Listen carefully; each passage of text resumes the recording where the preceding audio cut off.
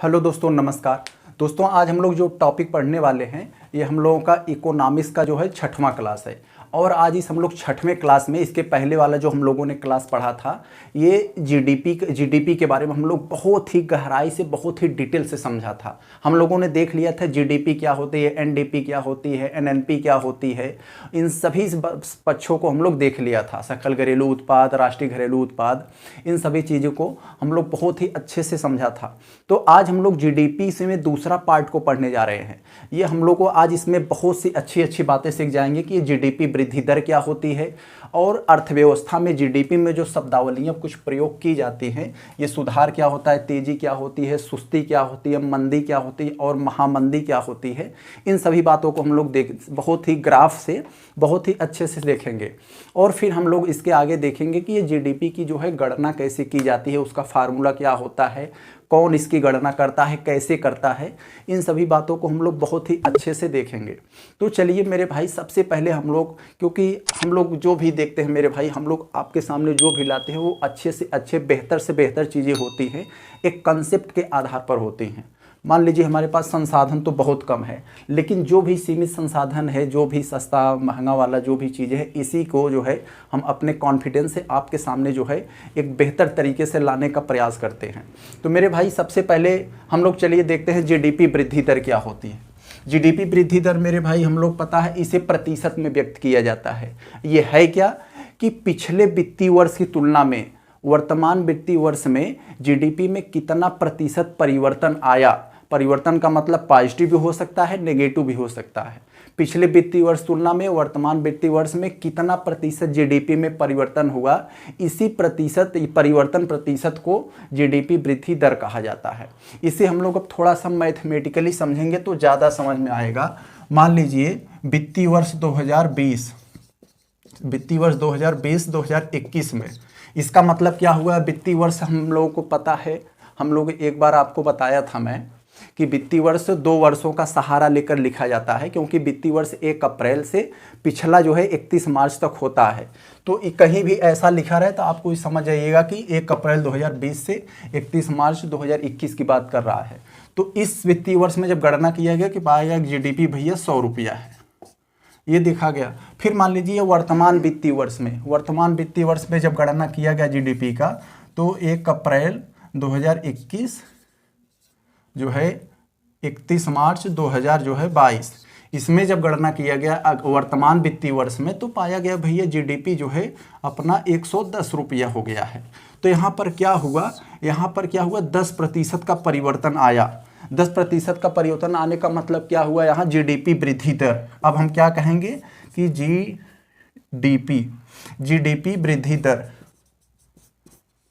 GDP वृद्धि दर कितना हुआ, 10%। ये 10% पॉजिटिव है कि नेगेटिव, पॉजिटिव है, यानी पिछले वर्ष तुलना में वर्तमान वर्ष में बढ़ी है जीडीपी, तो इसे जीडीपी वृद्धि दर पॉजिटिव कहेंगे। अब मान लीजिए यही उल्टा हो जाए, अगर यही उल्टा हो जाए कि यानी यहाँ पर 100 हो जाए, पहले मान लीजिए 110 थी पहले वित्तीय वर्ष में, और वर्तमान वित्तीय वर्ष में ये जो है 110 से जो है 100 आ गया, तो यहाँ पर जीडीपी वृद्धि दर कितना आया, 10%।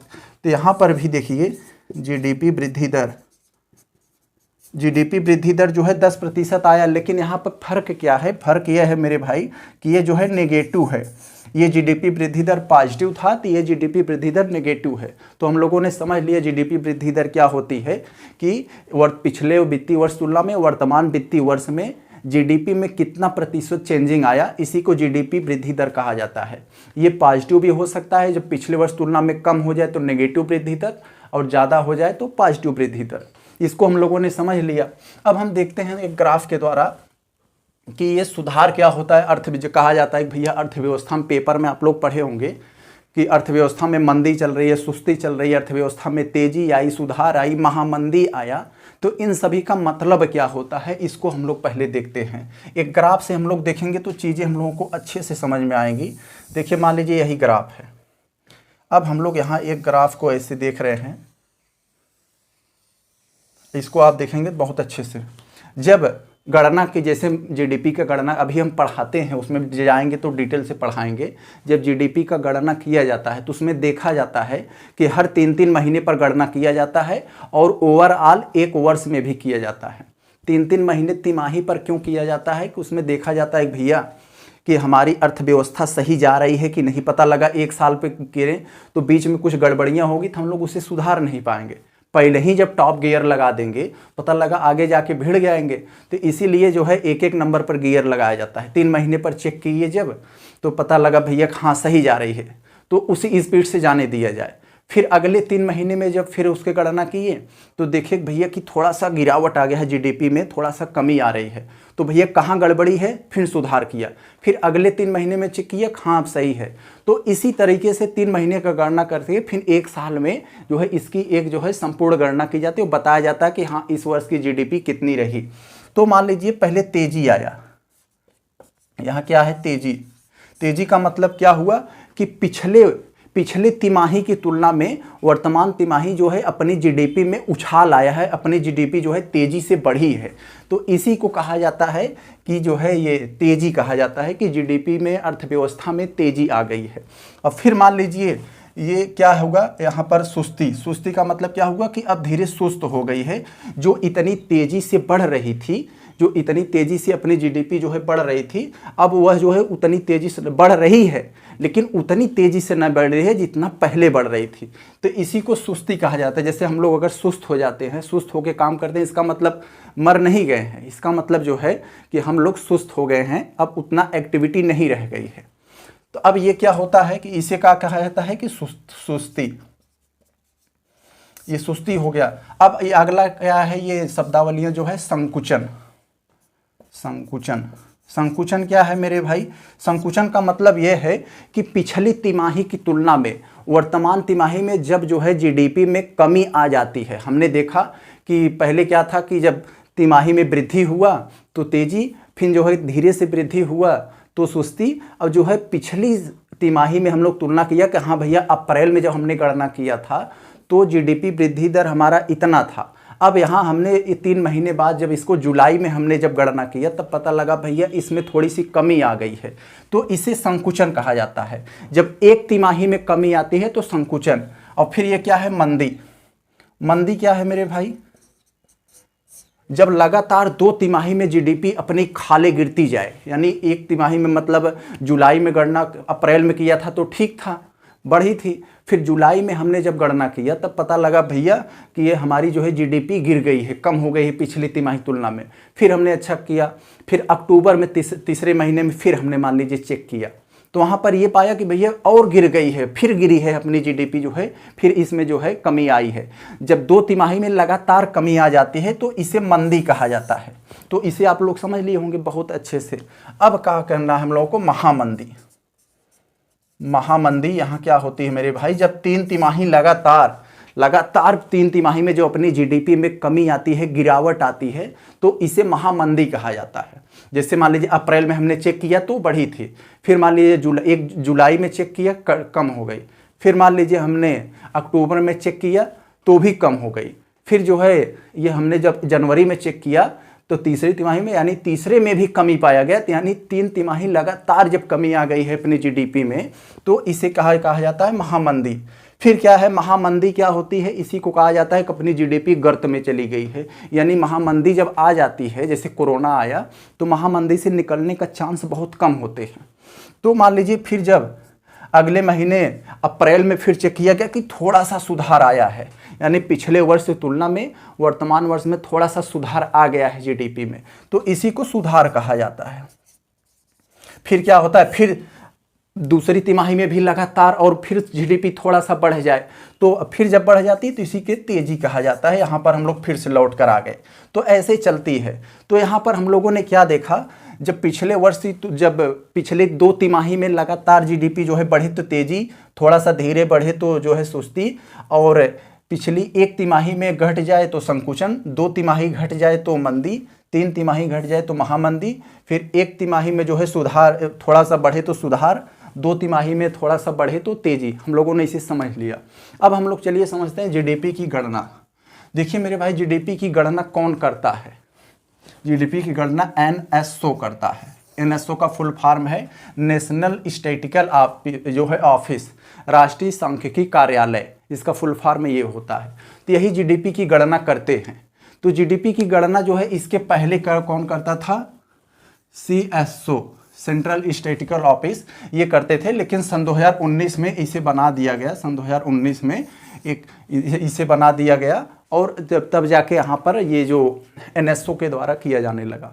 तो इसको हम लोगों ने देख लिया। अब देखे हैं कि इसको एक किन्स नाम के अर्थशास्त्री थे, उन्होंने बताया था कि जीडीपी की गणना कैसे करनी है। तो उन्होंने खर्च के आधार पर बताया था कि एक फार्मूला दिया था जीडीपी की गणना करने के लिए, खर्च के आधार पर। जीडीपी मान लीजिए यहाँ पर है खर्च के आधार पर। खर्च के आधार पर क्या उन्हें कहा, भैया जीडीपी में खर्च कौन कौन, पैसा खर्च कौन करता है? या तो परिवार के द्वारा खर्च किया जाता है, या तो जो है जो इन्वेस्टर, जो कंपनी उद्योग लगाते हैं, उद्योगपतियों के द्वारा खर्च किया जाता है, या तो सरकार के द्वारा खर्च किया जाता है। यही होता है जीडीपी में। तो उन्होंने खर्च के आधार पर बताया कि कंजप्शन, कंज्यूमर यानी उपभोक्ता, यानी फैमिली जो परिवार है उपभोक्ता के द्वारा, और प्लस इन्वेस्टर जो है निवेशक होते हैं उनके द्वारा खर्च किया जाता है, और गवर्नमेंट यानी सरकार के द्वारा खर्च किया जाता है। और फिर इसमें यह देखा जाता है कि हमने अपना सामान बाहर कितना भेजा और बाहर से हम लोगों ने सामान कितना मंगाया है। तो उन दोनों को जो है नेगेटिव मतलब घटा दीजिए दोनों में से, जो शुद्ध आता है। जैसे मान लीजिए हमने 100 रुपये का सामान जो है विदेशों में भेजा और विदेशों से 50 रुपये का सामान मंगाया, तो यहाँ पर 100 में से 50 को घटा दीजिए, तो जो आएगा उसे फिर जोड़ दीजिए। तो यहाँ पर क्या हुआ कि जो है हम लोग कितना जो है एक्सपोर्ट कर रहे हैं। एक्सपोर्ट मान लीजिए X और इंपोर्ट कर रहे हैं तो मान लीजिए उसको M। तो यही होता है, यही एक जीडीपी का परिभाषा उन्होंने दिया और इसी से बताया कि इसी से जीडीपी की गणना की जाती है। और मैंने पहले बताया कि जीडीपी की जब गणना की जाती है तो उसे हर तिमाही में किया जाता है। देखा जाता है कि मंदी है, सुस्ती है, क्या है, इस सभी चीज़ों के ऐसी चीज़ों को गणना किया कि हर तिमाही की ज़रूरत पड़ेगी। और जब हर उसके एक साल में जीडीपी की गणना किया जाता है और ओवरऑल बताया जाता है कि हाँ अपनी जीडीपी कितना है इस समय। तो ये हम लोगों ने देख लिया। तो अभी अगर हम लोग अपनी जीडीपी की बात करें मेरे भाई, यहाँ पर आपको थोड़ा सा हम जो है थोड़ा सा बता देते हैं। यहाँ पर बहुत अच्छी चीज़ है, यहाँ पर देखिए, बहुत ध्यान से समझिएगा, बहुत इंपॉर्टेंट चीज़ है ये क्या है कि जैसे अपने भारत की जीडीपी इस समय जो इंडियन जीडीपी है, यह हम लोगों को पता है पूरे विश्व की 5वीं अर्थव्यवस्था भारत बन गया है। इसके पहले भारत 6वीं अर्थव्यवस्था था। अभी हाल ही में भारत ने यूनाइटेड किंगडम को पछाड़कर, यूनाइटेड किंगडम 5वें नंबर पर था, भारत 6वें पे, उसको पछाड़कर भारत ने 5वें नंबर पर आ गया है। तो ये हम लोगों ने देखा कि भारत कितने नंबर पर आ गया है, पूरे विश्व की 5वीं अर्थव्यवस्था बन गया है। इसकी जो है भारत पहले नंबर पर कौन है, यहाँ पर पहले नंबर पर USA है यानी अमेरिका, दूसरे नंबर पर चाइना है, और जो तीसरे नंबर पर है यह जापान है, और जो चौथे नंबर पर है ये जर्मनी है, ये जर्मनी, और जो 5वें नंबर पर है ये इंडिया, 5वें नंबर पर अपनी इंडिया है। और अगर USA की इकोनॉमी देखें, वहाँ की अर्थव्यवस्था लगभग 17 ट्रिलियन डॉलर के आसपास है। चाइना का जो है 15-16 के आसपास इसका डॉलर है, मतलब ट्रिलियन डॉलर। और भारत के देखें तो भारत इस समय 3.5 ट्रिलियन डॉलर। आप लोग सोचते होंगे ये ट्रिलियन क्या होता है, थोड़ा सा इसके बारे में आपको अगर हम बता दें तो आपको एक अच्छी जानकारी मिल जाएगी। देखिए ट्रिलियन क्या होता है, आप लोग थोड़ा सा यहाँ देख लीजिए। जैसे होता है कि 1 मिलियन आप सुने होंगे, 1 मिलियन में कितना होता है, 10 लाख, ये होता है 1 मिलियन। अगर यही जो होता है 10 मिलियन हो जाता है, 10 मिलियन हो जाता है तो 1 करोड़ हो जाता है। ये चीज़ें हम लोगों ने देख लिया। अब क्या होता है, यही 1000 मिलियन हो जाए, 1000 मिलियन जब हो जाता है तो इसी को कहा जाता है कि 1 बिलियन। 1 बिलियन अब क्या होता है, यही बिलियन जब 1000 हो जाता है, ये देखिए, इसी को कहा जाता है 1 ट्रिलियन।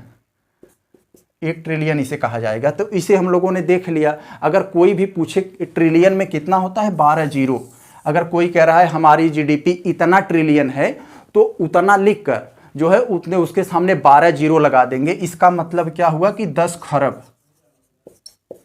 इसका मतलब 10 खरब हो गया। तो जैसे भारत की जो है, भारत को बताया जा रहा है 3.5 जो है ट्रिलियन डॉलर हो गया है भारत की जो है इकोनॉमी। तो इसका मतलब क्या हुआ है, 3.5 लिख कर और 10 घाते 12, इसका मतलब इसके सामने जो है आप 12 जीरो लगा दीजिए तो इतना खराब हो जाएगा।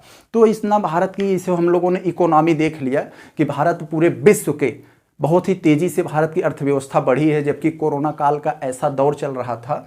तो इस सिचुएशन में भारत की जो है जीडीपी जो है बहुत अच्छी सुधार आई है इसमें। और हम लोगों ने देखा कि भारत जो है यूनाइटेड किंगडम को पछाड़ कर, जो कि इतना बहुत अपने आप में बहुत अच्छी चीज़ है, उसे पछाड़ कर भारत की जो है, और भारत ने लक्ष्य भी रखा है कि सन 2025 तक हम जो है 5 ट्रिलियन इकोनॉमी का जो है ये हासिल लक्ष्य जो है प्राप्त कर लेंगे। तो अभी तो नहीं लग रहा है सन 2025, अभी 2 साल बाकी है, तो लगभग तो उतना नहीं हो पाएगा, लेकिन जो है ये भारत प्रयासरत है। तो हम लोगों ने यहाँ बहुत सी अच्छी अच्छी चीज़ों को देखा मेरे भाई। जीडीपी वृद्धि दर क्या होती है, ये सब कुछ। इसके पहले मुख्य शब्दावलियाँ देखा हम लोगों ने, जो तिमाही के आधार पर शब्दावलियाँ बनी होती हैं। और हम लोगों ने जीडीपी की गणना कौन करता है, कैसे करता है, उसको देख लिया। फिर जो है ये जो है ट्रिलियन, मिलियन, सब जो भारत के जो और विश्व के जो बड़ी अर्थव्यवस्था हैं उसको बारे में हम लोगों ने समझ लिया। तो हम लोग मिलते हैं किसी नेक्स्ट क्लास में, अगले क्लास में। तब तक के लिए नमस्कार।